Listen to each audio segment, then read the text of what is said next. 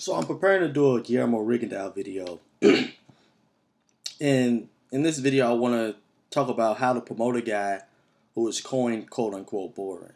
And so I began to look at some of the exciting fighters, the Kovalevs, the Manny Pacquiao's, the Triple G, and I began to notice a weird pattern with Sergey Kovalev's resume.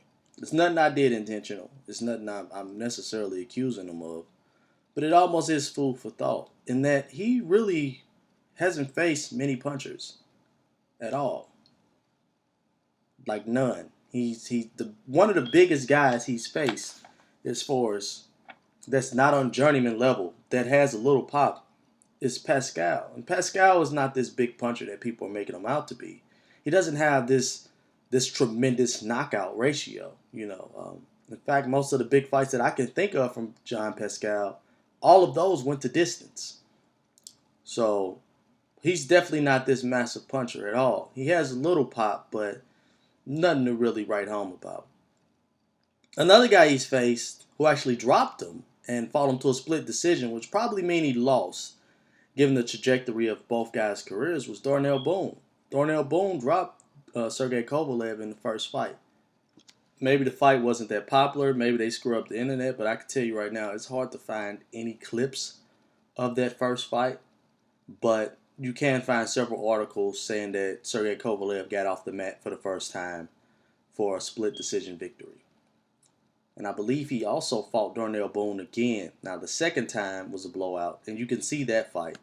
That fight is posted online, and that fight is a little easier to find. I also heard stories of him being dropped in sparring by guys like Triple G. I've seen amateur footage of him getting dropped as an amateur. So it's not far-fetched that his team would be straying him away from punchers. It's not far-fetched at all, especially given what I've seen. I mean, I've seen the guy hit the mat several times. Now, in Darnell Boone's case, Darnell Boone has also dropped Andre Ward. He actually stopped Stevenson. So you're dealing with a guy with a big punch, but a guy with really not that much talent. If you go in there cautious and box Darnell Boone, you won't have an issue. Lara, who was dropped twice by Angulo, did not hit the mat, didn't struggle at all against Darnell Boone. So if you box him wisely and you don't try to walk straight through him and you don't get too sloppy, Darnell Boone is not a tremendous feat. But just let me know what you think. It's been a lot of things that kind of raised the eyebrow, including John David Jackson always saying, especially when he's talking about Andre Ward, like Ward doesn't have enough power to keep him off of him. You can look at this two ways. Maybe Ward doesn't have enough power, but maybe there are some other guys that do have enough power that Team Kovalev has strayed away from. Let me know what you think. I'm out.